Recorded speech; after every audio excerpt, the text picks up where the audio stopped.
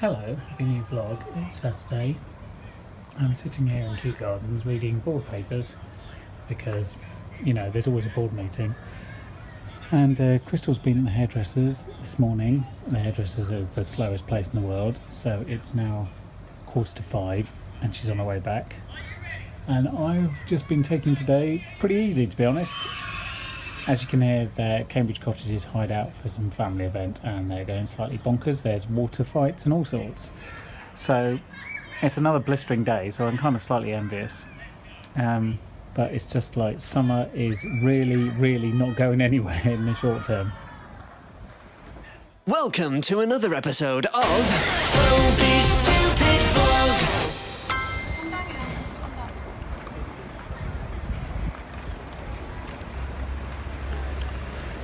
Never looks better than now. I've read, I don't know, maybe about half of the papers, but probably far more than that in terms of actual words, because I've read all the papers with multiple parts. My brain hurts, I don't really want that on a Saturday, so I'm heading back to the flat. Crystal should arrive about the same time I do. Good morning, happy Monday. I'm on my way to WebVid. Yesterday we didn't do a lot, basically sat around, watched the Grand Prix and sort of got out of the sun really. It has been consistently 28 degrees or above every day now for I think about 10 days, and it looks like it's going to be for another 10, which seems unprecedented to me in this country.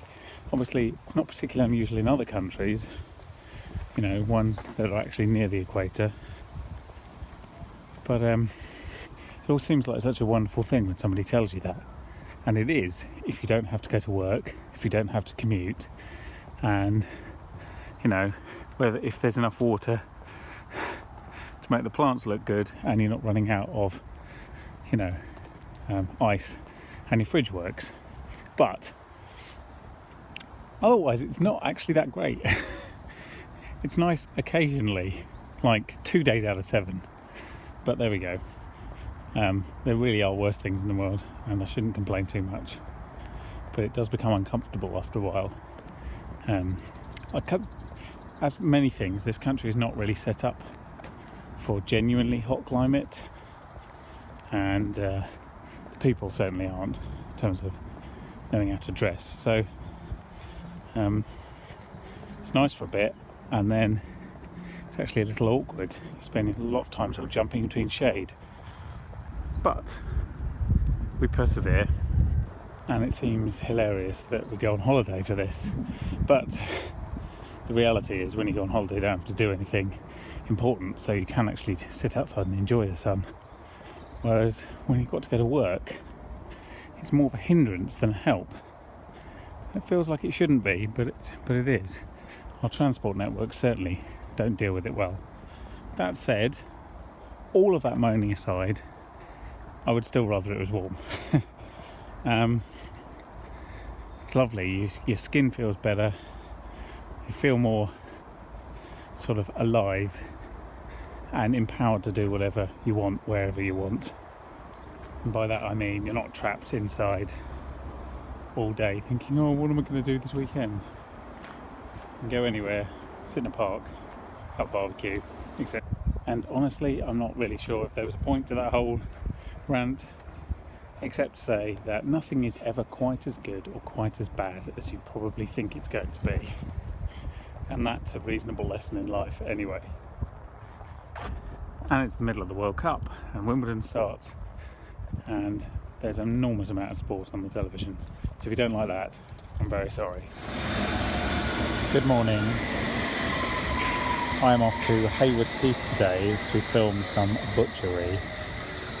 So I need to go to Richmond and then Clapham, and then get on the train to Eastbourne, believe it or not. But it doesn't actually take that long. If you consider we went to Haywards Heath back in March as part of our little getaway. It's actually not difficult by train.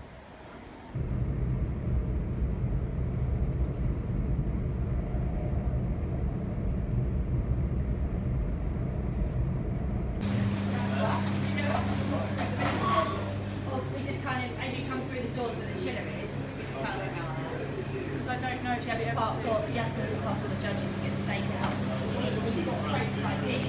Good afternoon. So following on from filming people packing steaks and helping to pack steaks, I'm back early and so I'm going for a little walk into the gardens. Tomorrow I'll be at the event where the steaks will be cooked and eaten and judged all day, surrounded by steak. If you're a vegetarian or a vegan, that probably sounds hideous. I'm not. It sounds amazing.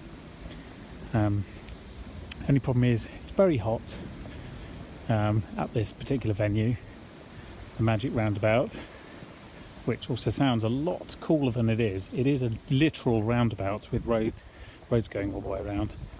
And yeah, it just gets very hot, what with the grills going and the sun beating down. But as I mentioned, steak, so you know, every cloud. So the grass here is, as you might imagine, a little bit parched, what with it not having rained for something like 30 days now, which by English standards is pretty much a record, I believe. But if we have a look where the pagoda is, somewhat of a different story. This is the problem: if you put new turf in, you can't just abandon it. So it does look still like spring here and more like summer here. So it's a bit of a contrast, but as you can see, everything is finished. It is ostensibly open, although not right at this minute, and quite a marvel it is.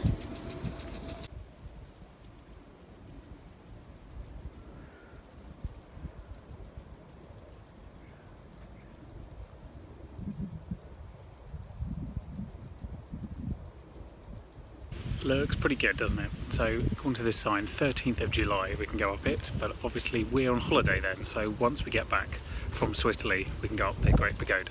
Good afternoon. It is Thursday now. I'm aware that I've neglected my duty somewhat in the last 24 hours, if not more. Yesterday all day was the World Steak Challenge, which is, as it was last year and pretty much as it is described, is a collection of steaks from all around the world that get shipped to the UK, then get carved and judged. And I was initially, as you saw, in the locker doing the packaging and the butchery part, and then yesterday I was at the judging day and award ceremony at night. It's only about 5 awards, 3 different cuts, and then 2 for different feeds, and then an overall and an overall producer. So it was very steak filled. I ate a bit of steak. I got a lot of steak. We have 7 steaks in the freezer right now, and I filmed a lot, but not for this vlog. So in lieu of that, I'm here to introduce these 2 time lapses of, firstly, people actually judging some steak, and secondly, people cooking some steak, and all the things in between. So hope you enjoy, and then you can join me back here for this walk.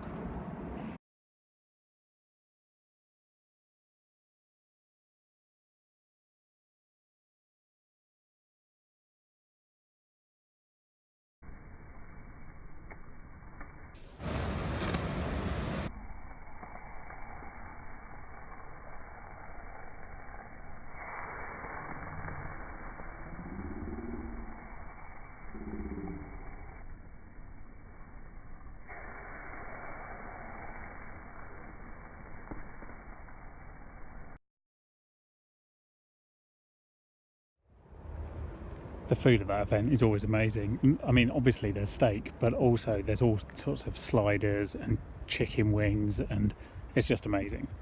It's at the Magic Roundabout, although that's about to be refurbed, so it won't be next year. Anyway, today, no steak. Today I'm walking to RHP, my board meeting this evening, and then tomorrow I'm going to Silverstone, and we should see some cars and hopefully some other stuff, because I've got a bit of time on my hands. But for the time being, I'm going to enjoy this stroll, the pleasant calmness that it brings. This walk's much better once you get away from the noisy smelliness of like the Upper Richmond Road and all the main road walking you have to do to get past there, which I am now, into quiet suburban sheen. Large aircraft and helicopters going on behind, but other than that it's very peaceful. Back to the steak challenge, I thought you might want to know who actually won. So the best sirloin and the best fillet steak and the best overall and the best grass-fed were all won by a Finnish entry, actually owned by a Danish company, but Finnish steak, which is quite interesting. I knew nothing about Finnish steak. The best ribeye was won by a German steak from southern Germany, and the best corn-fed was won by last year's overall champion from Poland. So there you go, that's what's really making and breaking in the steak world. Yesterday, as well as being obviously the World Steak Challenge, was also Flying Ant Day in London, which is, you know, a great yearly tradition where baby queen and king ants take off from the ground, sprout wings and fly into your face directly. I think it happened pretty much all over London. It certainly affected Wimbledon, believe it or not, and we got a few where we were, which was Old Street. So that's fun. It's always around this board meeting. I always think it's sometimes on the day, sometimes a couple of days before.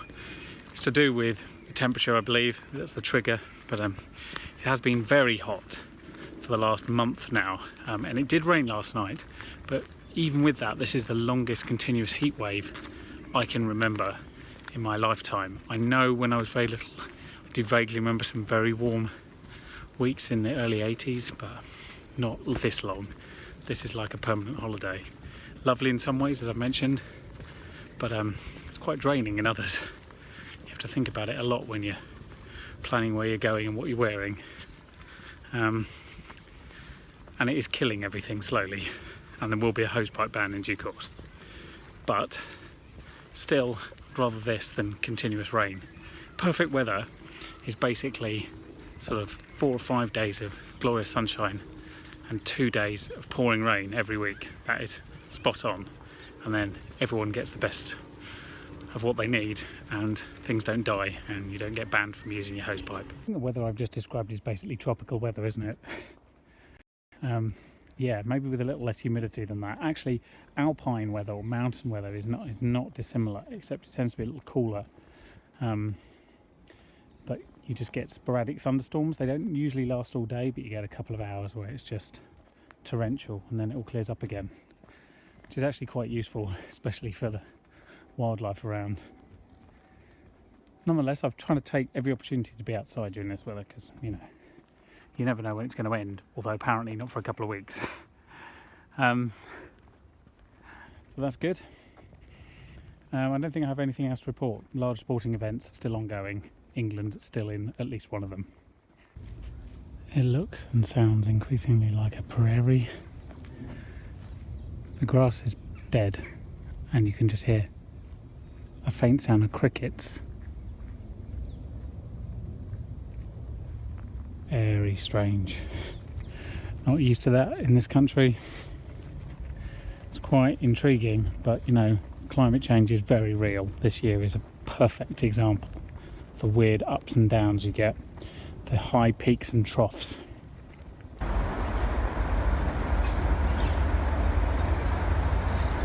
There's always some deer and some rabbits down here. They come down here to get away from people, and then idiots like me just wander on past. Oh, that was the rabbit. Just having a bit of a rest, a bit of shade. Can't say I blame them. Good morning, welcome to Milton Keynes. Sorry, welcome to glamorous, perfectly square and shiny Milton Keynes. Now I need to get a bus to Silverstone. Here we are. So, this is the fan zone area around here. And I need to go and find a hospitality vehicle to take me to the pit lane.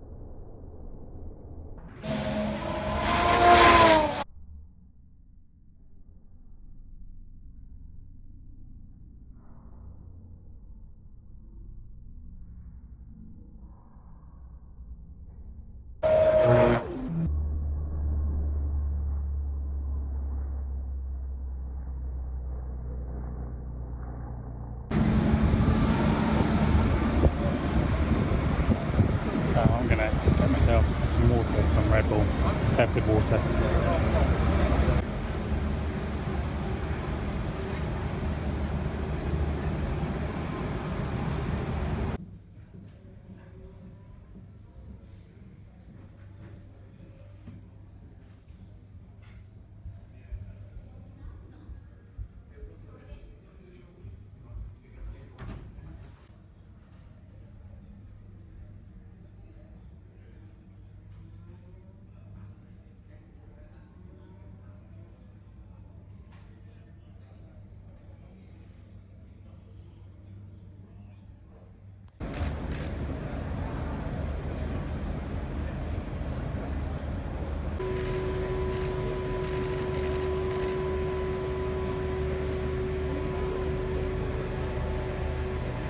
Okay, now we've got us on the hard tyre now, so not only are we looking at times, but trying to work out what teams do. 38591, that's the lap time that's used in the current benchmark for